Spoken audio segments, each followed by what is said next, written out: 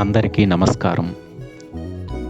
ప్రస్తుతం పరిగెడుతున్నటువంటి ప్రపంచం యొక్క ప్రభావం అనేది పెద్దవాళ్ళతో పాటు చిన్నారుల పైన కూడా చాలా ప్రభావాన్ని చూపిస్తున్నది.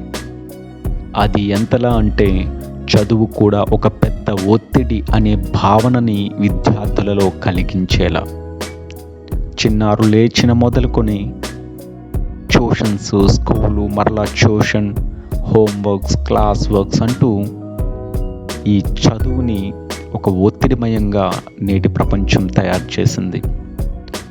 ఎంతో ఇష్టపడి చదవాల్సినటువంటి చదువుని చాలా కష్టపడి చదవాల్సినటువంటి పరిస్థితులకి నేటి ప్రపంచం తీసుకువచ్చిందని చెప్పవచ్చు.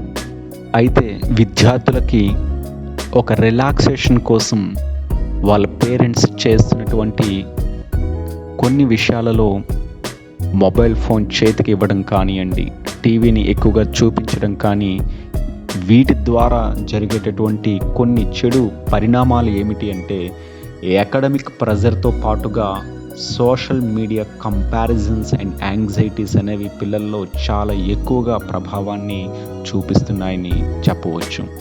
అయితే వీటికి బదులుగా విద్యార్థులలో విశ్రాంతిని కానివ్వండి, లేదా ఒక కొత్త మార్పుని కలిగించటానికి, కొత్త ఉత్తేజాన్ని పెంపొందించడానికి ఒక నృత్యాన్ని నేర్పించటము, లేదా ఒక సంగీతాన్ని నేర్పించటము, వీటిని నేర్పించటం ద్వారా విద్యార్థులలో ఒక నూతన ఉత్తేజం ఏర్పడి సృజనాత్మకత అనేది మెరుగుపడటానికి ఎక్కువ అవకాశం ఉంటుందని పరిశోధకులు చెబుతున్నటువంటి విషయాలు. ఈ విధంగా కళ్ళు మూసుకొని మనస్సుని ప్రశాంతంగా ఒక్క 2 నిమిషాలు ఉంచగలిగితే తర్వాత తరగతి గదిలో జరగబోయేటటువంటి పాఠాల మీద శ్రద్ధని వేగంగా చూపించగలుగుతారు. అదేవిధంగా ఏకాగ్రత అనేది మెరుగుపడి పాఠాలని శ్రద్ధగా వినడం ద్వారా ఎక్కువ కాలం గుర్తుంచుకునేటటువంటి జ్ఞాపక శక్తి కూడా అభివృద్ధి చెందుతుంది.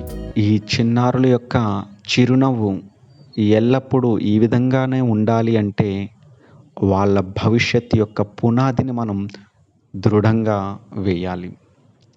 ఆ దృఢమైనటువంటి పునాదే విలువలతో కూడినటువంటి విద్యగా మా పాఠశాల నమ్ముతుంది.